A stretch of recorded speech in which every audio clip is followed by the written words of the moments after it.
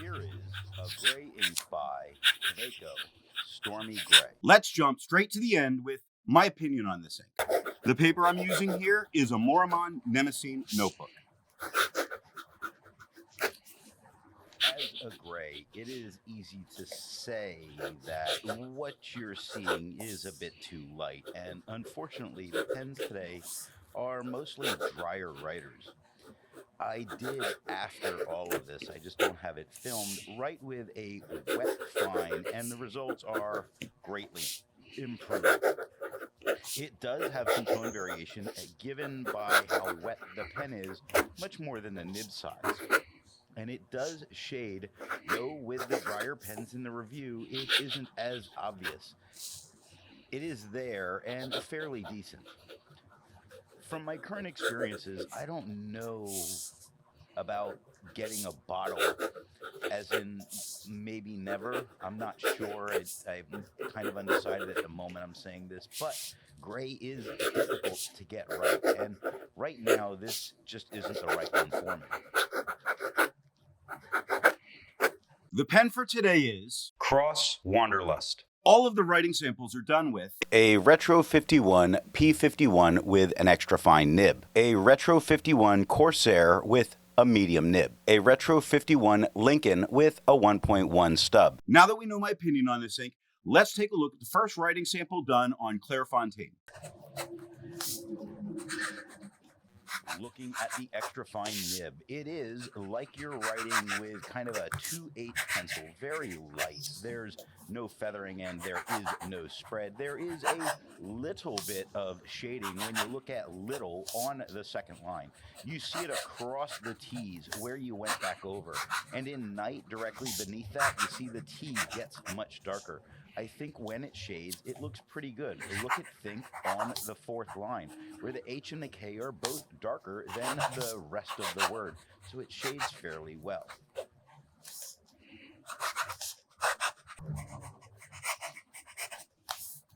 Looking at the medium nib, it is the same tone as the extra fine. There is no feathering and there is no spread. There is some shading, not huge standout, but again, this is a drier writing and it's kind of a struggle, which in certain ways you get to see the worst of what this ink is going to do. So, or Gandalf, how the top of the G is a bit darker than the rest of it, and it's mostly light, but at the D it starts to darken up a little bit, lightens at the A quite a bit at the A, starts to darken a little bit at the LF at the end.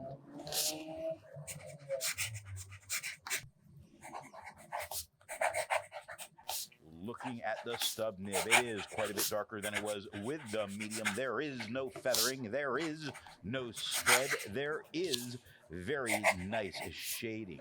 Look at Wizard meant on the first line, and you really do see that the wizard is mostly one tone, but when the Z comes down and touches the L, it gets very dark, and the D darkens up quite a bit. Now, meant starts as a nice mid-tone on the M, lightens up during the M, gets much darker at the E into the A, where it lightens up a bit, and gets very dark at the T. Looking at the back of the page, we get no bleeding and no ghosting. Like most inks, this one comes in a bottle. This is how the Pilot Custom 823 fits. And here is the Pelican M1000. Here's the ink level when you can no longer fill a Lamy Safari. There was approximately 5 milliliters of ink left. The next writing sample is done in a Portage reporter's notebook. Looking at the extra fine, it is just a little bit darker than it was with the Clairfontaine. A little more readable here. I think it's much more usable with this paper. So the non-fountain pen friendly paper seems, from what I've done, to do a little bit better with the drier writers. No feather, no spread, still shades. Look at killed on the second line. That's probably going to get me flagged. The K and the D are both darker than the rest of the word, which is pretty light. That said, look at said on the third line, where it starts light and works its way gradually darker all the way to the D.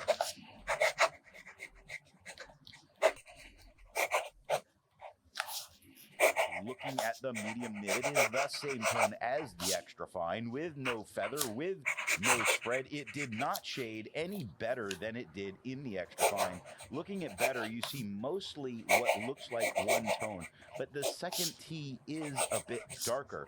It's just being silly, like the dot of the I of silly or that exclamation point that are both darker than the word itself. It can shade. It's the dry pen that's really holding this back.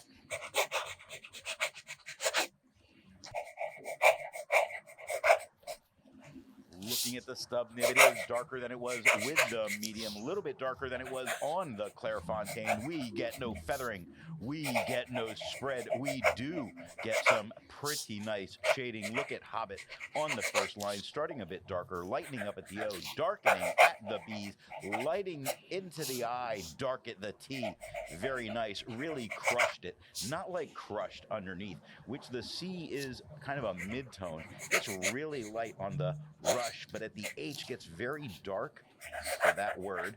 On the H, lightens up a little bit into the D, and the up and down stroke of the D, once again, very dark. Looking at the back of the page, we get no bleeding and no ghosting. There's a lot to learn by doing multiple chromatographies. The one on the left is immediately put into water for 10 to 15 seconds. The one on the right, marked with a D, is let dry for 10 minutes before putting it into water.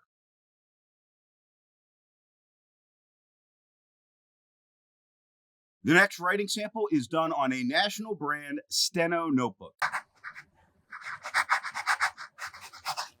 Looking at the extra fine nib, it is darker than it was on the Clairfontaine.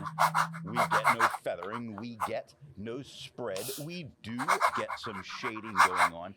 You still see it in still that starts lighter on the S, works its way darker during the T, getting darker into the L's. Puzzling indeed, looking at puzzled right next to it, where it's really a mid-tone on the P, lightening up to a lighter tone on the U into the Z's, but during the first Z, it darkens up a bit through the second Z, where it lightens up at the LE, darkening up at the end of the D again.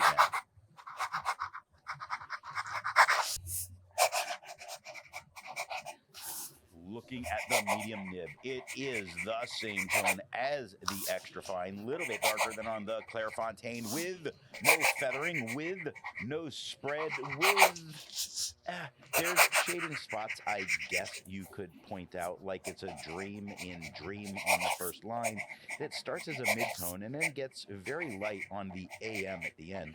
Not hundreds of spots of it, but look at hundreds.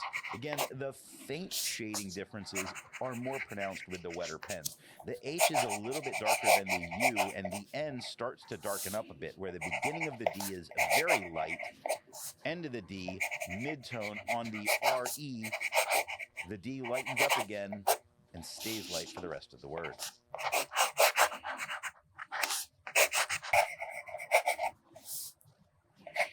Looking at the stub nib, it is quite a bit darker than it was with the medium, a little bit darker than on the Clairfontaine. We get no feathering, we get no spread. Everyone will be happy to see the shading that is going on. You see it in every one where the E is a bit darker, the V lightens up a little bit, the E gets darker again, the R very light, Y into a mid-tone, O, N light, and the E is very dark. All of this first line, I forgot to mention that on everyone. I think the shading going on here in the stub really shows what this ink can do. Really what made me say, I need to try this in a wet pen. Looking at the back of the page, we get no bleeding and no ghosting. Resistance tests are done to see how this ink can be expected to perform on the page, and more importantly, how hard it may be to clean from your pen. The smear is allowed to dry for 3 days before testing it. The highlighter is on the top left, pen flush is on the top right, 1/3 bleach solution is on the bottom left, and water is on the bottom right. The next writing sample is done in a Rhodia notebook. Looking at the extra fine nib, it is the same tone as the Clairfontaine. Too light for those vertical lines on this paper, really eating this ink up. Though it has no feathering and it has no spread, There's shading just as well as it was on the Clairfontaine. Look at they on the first line where the T is light, the H gets darker, the E is a midtone, the Y lightens up except for the one part of the Y that is quite a bit darker. It's not a ton. Again, it's showing it at its worst here, and at its worst, it is usable without other colors on the page, I think.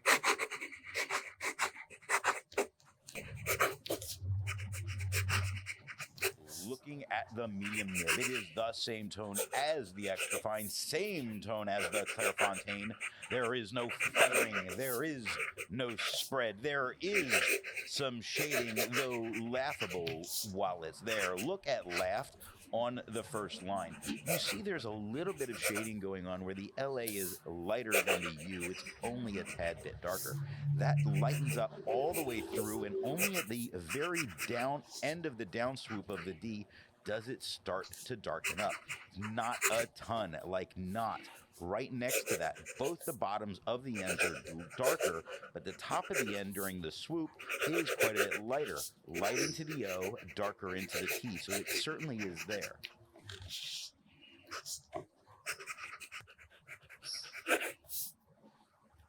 Looking at the stub nib, it is darker than it was with the medium, same tone as the Clairfontaine. We get no feathering, we get no spread.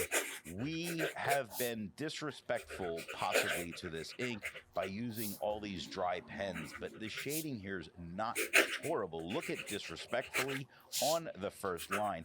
A lot of shading back and forth between lighter and darker tones really looks great right here. And again, it's the stub nib that made me say, I really need to try this in a wet pen, and things went better.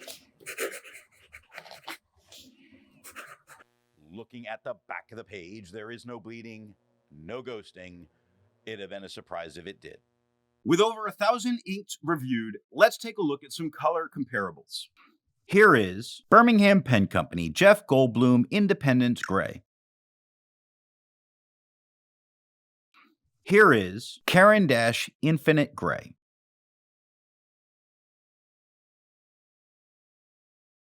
Here is Pilot Kiri Same or Scotch Mist. Here is Diamine Gray.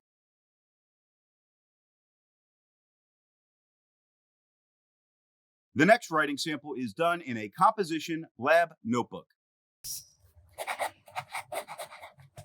Looking at the extra fine nib, it is just as dark as it was on the Clairfontaine. It's the tone of this paper, and the vertical lines really make this kind of unusable in this situation to me. Now, there's no feathering in, there is no spread, there is some shading going on. Not horrible, but the thing is, the ink on this paper doesn't look especially good. Look at fast with him, second line. The fast, what you really see is those darker areas, and with, it's the darker areas you get to see, not the lighter areas. I don't even know if the WI is going to come through on camera. I'll find out in post, where him is legible without a problem.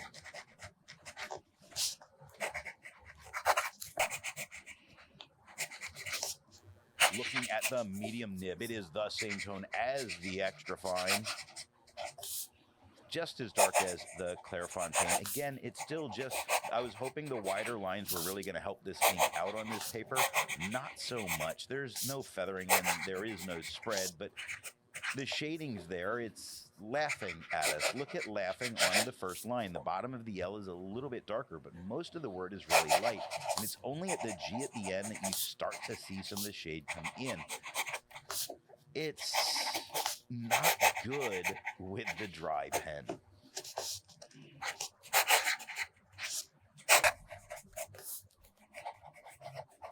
Looking at the stub nib, it is darker than it was with the medium, lighter than it was on the Clairfontaine. We get no feathering and we get no spread. We do get some shading. Look at himself, where the H is darker. It lightens up at the S. It starts to darken a little bit and then lightens on the EL until you get to the F, when it darkens up quite a bit. And this is rather consistent for its performance with the stub nib on this paper. Looking at the back of the page, no bleeding, no ghosting, but no, I wouldn't use this as a student on this paper. While it's nice to see color comparables, I prefer to see an ink that complements the color on the page. Here is a blue ink by Califolio Pacifique. Here is a magenta ink by Diamine Amaranth. Here is a green ink by Noodler's Army. Here is a purple ink by Sailor Choo Choo. The last writing sample is done on 20-pound copy paper. Looking at the extra fine nib, it is a whole lot darker than it was on the Clairfontaine. Really much more usable here. There's some slight feathering and some slight spread, but nothing to be any kind of a real concern. There is even some shading to be found. Look at found, where the F is a nice midtone. It does lighten up, and even when it lightens up through the majority of the word, you can read it. The D gets much darker. Shape on the first line with a light S, dark H, light A, and darker PE.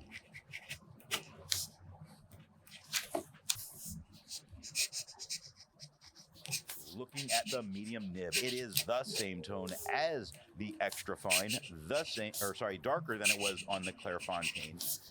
Feathering, yes. Spread, yes. Some shading can be found, not in the word found on the first line, where it's really one tone, but had underneath it, the H is a midtone, the A lightens up, and the D starts to get darker again. But looking at but, the first word on the first line, it starts darker, goes to a mid-tone, still very readable, very dark at the T. Even the lighter tones that I'm seeing here are at least readable on this paper. I think some of the feathering and spreading might be helping it.